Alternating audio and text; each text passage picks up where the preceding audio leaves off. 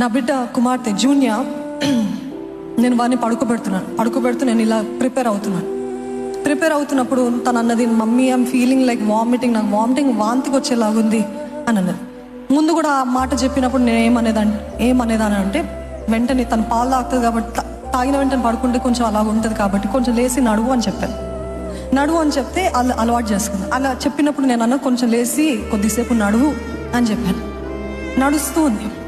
నడుస్తున్న తర్వాత మధ్యలో మమ్మ ఐఎమ్ ప్రేయింగ్ అండ్ వాకింగ్ అన్నది, నేను నడుస్తూ ప్రార్థన చేస్తున్నాను అన్నది. నాకు ఆశ్చర్యం వేసింది. ఎందుకు తెలుసా? ఎందుకంటే నా బిడ్డలు ఆ రీతిగా పడుకున్నప్పుడు నేను నడుస్తూ గట్టిగా ప్రార్థన చేస్తాను ఆ గదిలో. అది చూసి తాను ఏం చేస్తుంది, షీఈస్ ప్రేయింగ్ అండ్ వాకింగ్ అని అంటూ నాకు నిజంగా సంతోషం వేసింది. నేను అనుకున్నాను, నేను ఒట్టిది దేవుని మధ్యలో నా మధ్యలో నేను ప్రార్థన చేసుకుంటాను, కానీ నా బిడ్డ చూసింది షీఈస్ ఫాలోయింగ్ ద ప్యాటర్న్. హల్లెలూయా.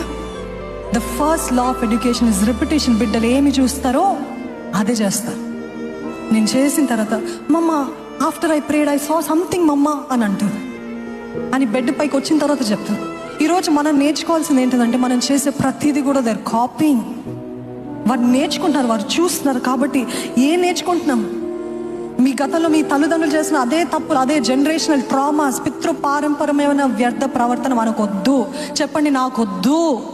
గట్టిగా చెప్పండి, పితృ పారంపర్యమైన వ్యర్థ ప్రవర్తన నాకు వద్దు. Don't make the same mistakes. మీ ఫోర్ ఫాదర్స్, మీ ముత్తాతలు, అమ్మమ్మలు, తాతలు అవన్నీ చేసిన, తల్లిదండ్రులు చేసిన మరలా don't repeat. You be a generational curse breaker in the name of Jesus. Hallelujah.